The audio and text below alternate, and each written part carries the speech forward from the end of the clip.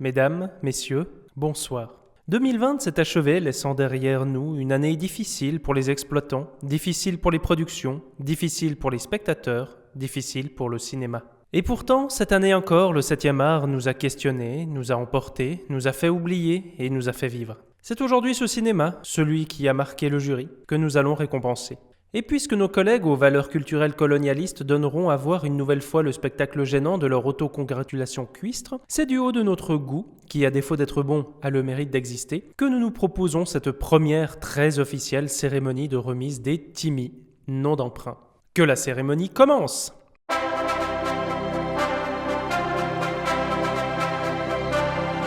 Love to play for you our submission for this year's Eurovision Eurovision Song de Contest. David Dobkin.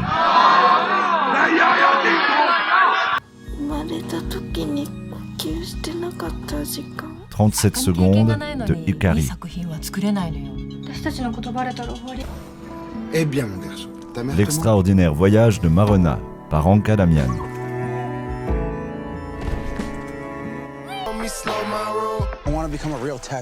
The King of Staten Island de Judd Apatow. Pour ouvrir cette cérémonie, le meilleur film ou artiste c'est pas un vrai métier revient à L'extraordinaire voyage de Marona d'Anka Damian. L'extraordinaire voyage de Marona est mon film d'animation préféré de l'année. Très loin des produits formatés, ce film est une ode à la liberté du langage visuel. Chaque personnage est caractérisé par ses formes et ses mouvements bien particuliers. On nous représente la subjectivité de chaque personnage à travers le dessin.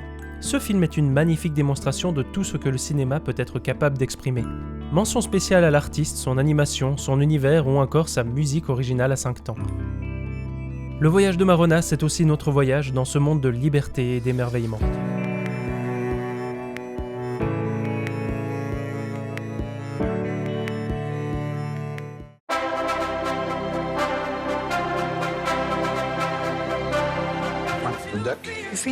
Hashtag Je suis là d'Éric Lartigot.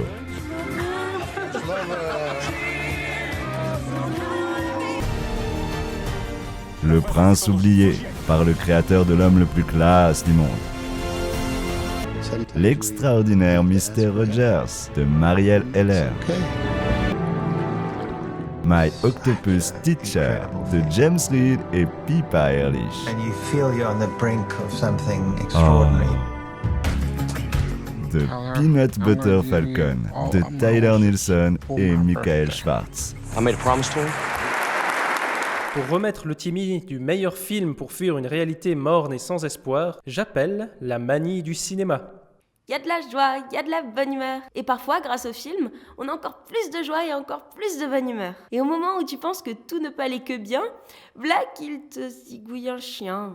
Le héros se fait larguer et il te rappelle que la vie, c'est de la merde. Et le prix du meilleur film pour fuir une réalité morne et sans espoir est attribué à l'extraordinaire Mr. Rogers de Marielle Heller.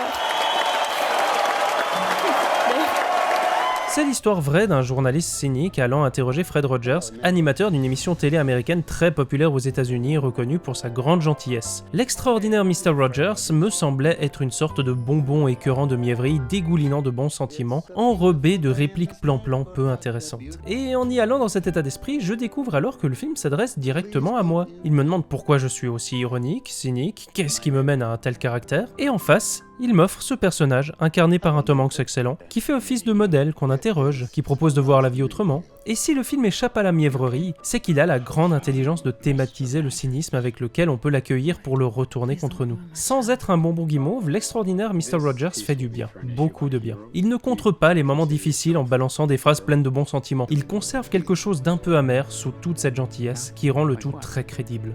Comme si être sympa, honnête et un peu mièvre n'était pas naturel, mais plutôt la meilleure manière de vivre faute d'avoir trouvé comment faire mieux.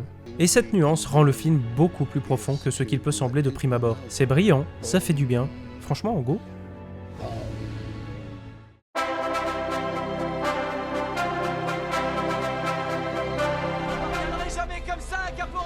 « 1917 » de Sam Mendes. Bad Boys for Life de Bilal Fallah et Adil El Ali.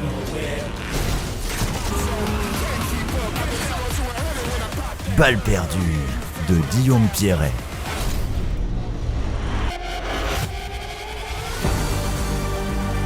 tenais, le mec qui a fait les derniers Batman. Ludo, Anurag Basu. Pour remettre le Timmy du meilleur regarde ce qu'on sait faire, bam, plein ta gueule, j'appelle Dead Will. Salut les survivants! Le cinéma est parfois plein de finesse, d'ellipses et de sensibilité. Et parfois un petit peu moins. Alors si t'aimes bien la guerre, mais surtout les exploits techniques qui camouflent des scénarios de 2 pages, ou que tu préfères peut-être les suites à 2 balles, ou encore les films où on te fait croire que c'est compliqué pour que tu te sentes intelligent et que tu bouffes plein d'effets spéciaux pour surtout pas te rendre compte qu'en fait c'est vide de sens. Bref, si t'aimes les films sans fond, mais avec de belles formes, eh bien cette catégorie est faite pour toi. Donc le prix du meilleur, regarde ce qu'on sait faire, bam, plein ta gueule, revient à Ludo de Anurag Basu. Je pensais faire gagner 1917, dont j'ai fait une vidéo sur le sujet qui vous explique déjà pourquoi. Mais finalement, Ludo a été une très belle grosse claque. Il s'agit d'un film choral indien bourré d'idées de mise en scène et au rythme plus qu'efficace avec son lot de scènes d'action ou de moments loufoques. Mais au-delà de ça, le fait d'être un film choral lui permet de jouer sur des registres très différents. On retrouve autant des moments proches du cinéma de Guy Ritchie que des situations absurdes portées par les mauvaises idées des personnages qui rappellent les frères Cohen. Et on a même quelques instants à inspiration Ghibli. Le film parvient à faire rire, à toucher, à exalter, à questionner, bref il fait plein de trucs, il est super généreux à tous les niveaux, donc gros coup de cœur du jury.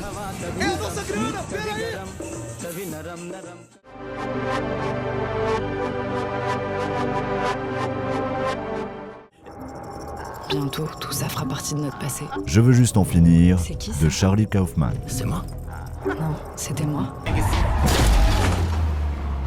Lucky, d'Olivier Van Hofstadt. T'as failli me tuer? Mais j'ai pas fait exprès. Ta gueule!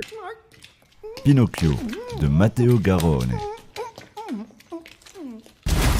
Je vais te donner 5 secondes Swank, pour me dire où de il est. MNK Wayne. Trop fort!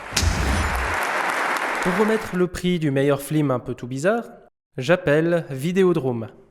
Vous voyez ces films qui font qu'on se demande ce qui a bien pu se passer dans nos vies pour qu'on se retrouve devant, qui sont si étranges qu'on est bien incapable de savoir si on aime ou si on est tellement perturbé qu'on finit par y prendre plaisir. J'ai l'honneur de remettre le Timmy d'or pour la catégorie meilleur film un peu tout bizarre à Je veux juste en finir.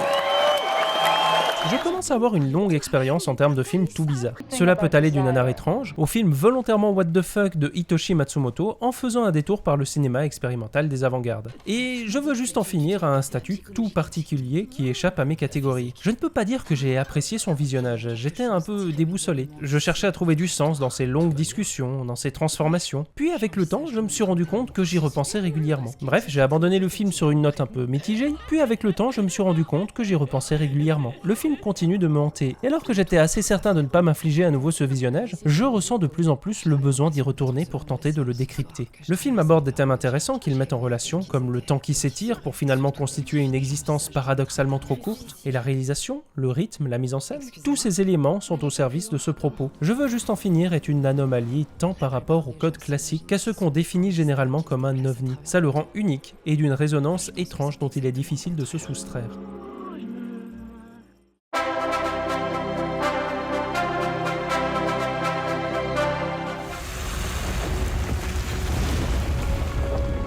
Bruno Manzer, La voix de la forêt tropicale, de Niklaus Hilbert. I am a taxi driver, I need more star. Okay. Effacer l'historique, de Gustave Kerven et Benoît Delépine. Pire qu'à brasser électronique, cette merde. Les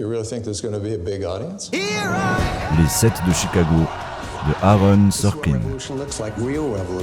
Puis retrouver un enfant abandonné sous X depuis 30 ans, c'est très difficile. Adieu les cons, de Albert Dupontel. Je m'excuse, mais je trouve ça trop injuste. Le scientifique doit sortir de sa tour d'ivoire et être un être politique, un être responsable dans la société. Citoyen Nobel, de Stéphane Goel. You want to take everything that you know and turn it against Dark an Waters, iconic American de company, Todd Haynes. like an informant. Isn't that right? Isn't that right? Isn't that right? Yes. Pour remettre le Timmy du meilleur film qui nous rappelle qu'on doit foutre en l'air le système capitaliste, j'appelle Borat 8. Bonsoir à tous. Un grand philosophe disait que toute la crasse du monde lèverait les yeux en criant « Sauvez-nous !» et que dans un murmure, il dirait non. Un autre philosophe disait que sa génération n'a pas allumé le feu et qu'il brûle depuis que le monde tourne. D'autres que l'eau s'amouille et que les oiseaux volent dans le ciel. Enfin, un dernier philosophe terminait sa vie sur la phrase « monde de merde ». Monde de merde, vous dites ? Probablement, mais on peut encore le faire péter en faisant du savon. Le prix du film qui nous rappelle qu'on doit foutre en l'air le système capitaliste est attribué à Adieu les cons d'Albert Dupontel. Je vous avoue, comme pas mal d'autres, j'ai une affection toute particulière pour Dupontel. Pour son originalité, pour le fait qu'il tente des trucs tant dans ses thèmes que dans sa forme, et pour toutes les difficultés dont il témoigne en ce qui concerne la vie en société. Alors, c'est pas mon œuvre préférée de Dupontel, le film est peut-être un peu trop mature. Ça plaira sans doute à certains, mais je préfère quand il écrit des insultes sur sa tortue qui essaye de le tuer.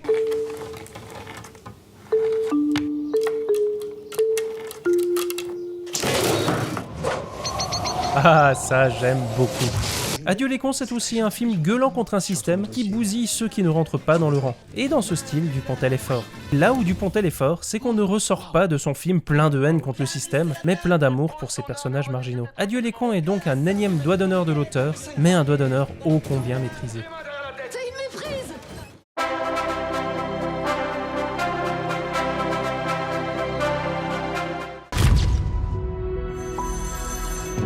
L'ombre de Staline, de Agnieszka Holland. Gareth, je t'ai appelé plusieurs fois. C'est terminé. Antebellum, de Gérard Bush et Christopher Rems. Brutus versus... Sérieusement, ce truc... Oh, ça suffit avec tout ça maintenant, hein. C'est pas parce que j'ai mis ta mère enceinte que je suis ton père. Non mais on touche le fond là. En quoi ce truc a une place dans le...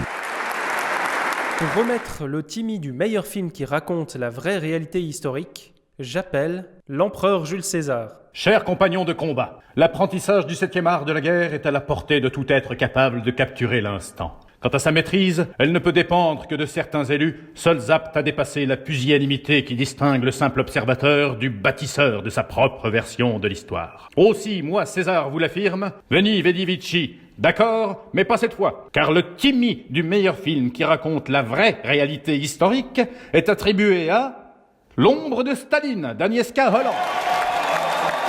Film biographique sur un épisode de la vie de Gareth Jones, L'ombre de Staline n'avait dans cette catégorie, on va dire, pas une concurrence folle. Le film nous raconte l'histoire d'un journaliste parvenant à s'infiltrer en Ukraine pour faire découvrir au monde la famine qui est orchestrée. Le film est évidemment un témoignage de ce souvenir tragique, mais il s'intéresse surtout à autre chose. Comment l'histoire est écrite ? À travers cela, il nous interroge sur les questions de désinformation. Il montre comment un État entier et un journaliste au prix Pulitzer peuvent maintenir dans l'ombre des millions de morts.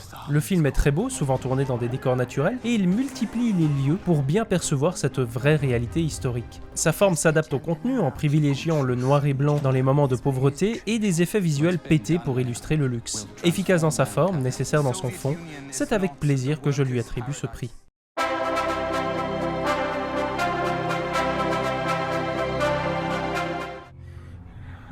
Pinocchio, de Matteo Garrone. Jojo Rabbit, de Taika Waititi. I don't think I can do this. Benny, de Nora Finchite. Wie soll ich das dann schaffen? Sie sind ihre Mutter. La couleur tombée du ciel, de Richard Stanley.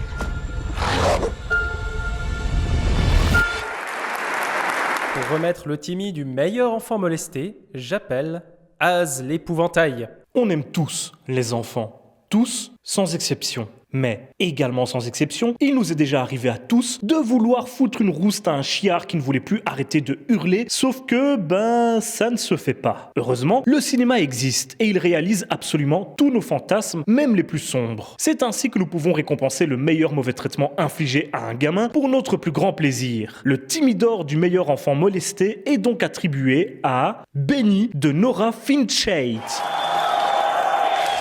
Benny est une fille de 9 ans incapable de gérer sa colère. Les services sociaux, les éducateurs et bien d'autres chercheront à faire ce qu'ils peuvent pour gérer cette situation et tenter de lui offrir un avenir. Mais tous se heurtent à cette colère ingérable. À partir de là, le film développe une empathie folle pour tous ces personnages en recherche de solutions. Et si ça marche aussi bien, je pense que c'est parce que Benny elle-même semble elle aussi subir cette colère plus que de l'entretenir. Le film enchaîne les moments d'espoir et de déception, et je trouve que la gestion de la colère est un thème pas souvent bien traité au cinéma. Il s'agit en général d'un simple outil pour caractériser un personnage négatif sans vraiment chercher à aller plus loin. Et dans Béni, on va bien plus loin. Le film peut se montrer dur, mais il sait contrebalancer avec de purs moments très humains où les personnages savent se serrer les coudes. Un film qui sait éveiller les sensibilités et qui me fout des frissons rien que d'y repenser.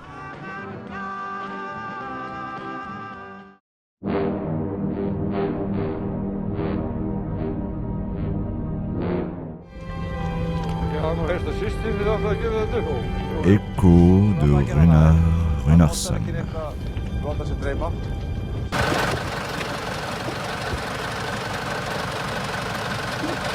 Le miracle du Saint Inconnu, Radedin Ahan.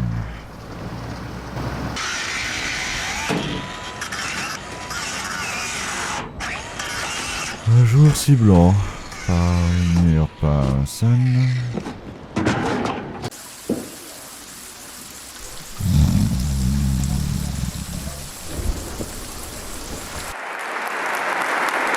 Pour remettre le Timmy du meilleur film chiant, mais bien, j'appelle le clap. Bonsoir à toute l'Académie, je suis très fier d'être avec vous ce soir pour cette cérémonie de remise des Timmy, une cérémonie pour le moins atypique. Et justement, avant de remettre ce prix si particulier, je voudrais revenir sur l'année que nous avons vécue, qui a été chiante, hein, ouais, on peut le dire, hein. Oh putain, qu'est-ce qu'on s'est fait chier. Mais c'est important de dire que c'est pas parce qu'on se fait chier que ça peut être mauvais. La chiantitude, l'emmerdement, l'ennui peuvent être inspirants. Et c'est ça la force du cinéma. C'est piocher dans les sentiments les plus casse-couilles pour apporter une nouvelle manière d'aborder l'art en fait. C'est chiant, mais c'est beau. Le gagnant de la catégorie meilleur film chiant, mais bien, Séjour dans les monts Fushun de Gu Xiaogang. Séjour dans les monts Fuchun est le premier film de Gu Xiaogang, et on peut dire que son projet était ambitieux. À travers un drame familial qui met en avant le tiraillement entre les caractères individuels et les obligations sociales, le réalisateur parle de l'évolution rapide de la ville où se déroule l'action. Le film se veut particulièrement immersif, n'hésitant pas à laisser la caméra se promener en extérieur durant de longs plans séquences. On est dans de grands moments de beauté contemplative. Ces tableaux animés thématisent aussi le tiraillement des personnages. On nous montre une ville de verdure d'un côté et des grandes routes et des territoires chargés de l'autre, des quartiers riches comme pauvres ou encore des ruines urbaines. Si l'opposition entre modernité et tradition n'est pas nouvelle dans le cinéma asiatique, la démarche de l'explorer en favorisant la contemplation m'a véritablement emporté et propose une façon originale de voir ce sujet et d'en dégager des subtilités nouvelles. Il y aurait encore beaucoup à dire dessus, mais si l'expérience immersive ne vous fait pas peur, Séjour dans les monts Fuchun est plus que bien.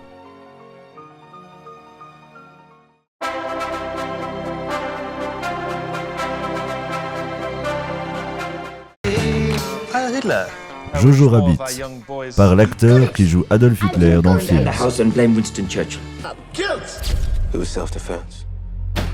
Queen and Slim, de Melina Matsoukas.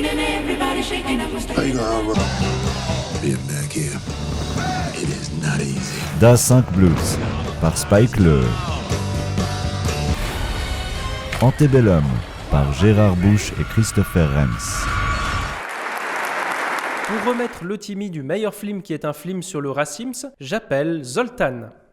Le racisme, c'est mal, mais les films sur le racisme, c'est bien.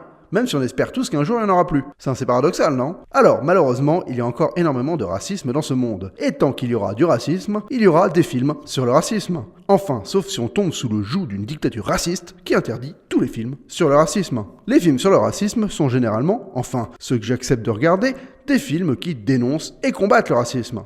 Des films poignants, humains qui essayent de faire ressortir le meilleur de nous pour combattre cette idéologie nauséabonde et inhumaine. Le cinéma est une arme, et dans le combat contre le racisme, il nous a fourni de belles œuvres engagées pour livrer bataille. Et le gagnant du Timmy du meilleur film qui est un film sur le racisme est Queen and Slim de Melina Matsoukas.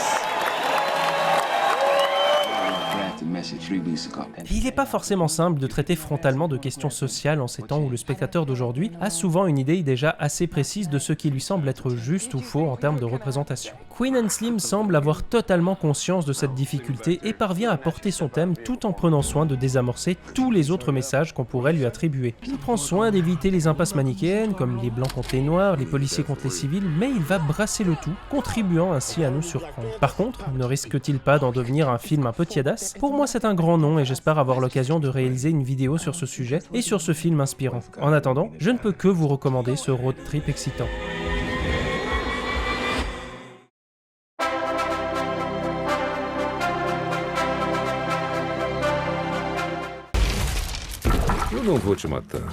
Ludo, Anurag Basu.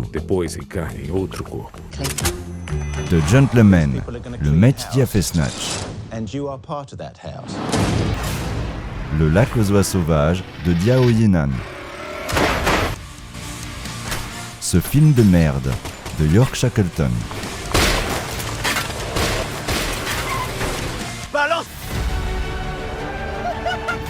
Lucky Strike de Kim Jong-un.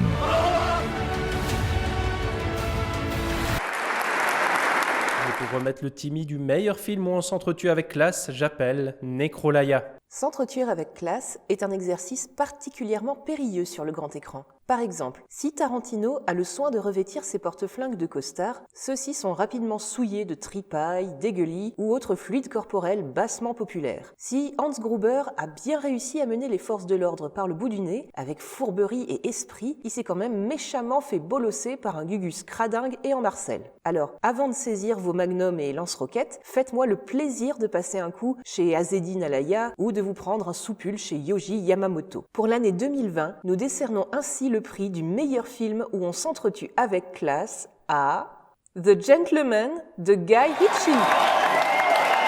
The Gentleman est un film exaltant. Vous savez, j'ai parfois un peu de peine avec les films à gros budget qui semblent calibrés au millimètre près pour répondre aux attentes du public. Là, on a un film gros budget, plein de gueules qui transpercent l'écran, au service d'un réal qui a l'air de s'éclater en toute liberté. The Gentleman me rappelle une époque où, avec des copains, on tournait plein de films où on s'entretuait dans la joie. Parfois, le cinéma n'est pas là pour nous porter de grands messages ou nous faire la morale. La priorité du film ici est de nous faire plaisir comme il s'est fait plaisir, le tout avec classe, et pour ça, je l'en remercie.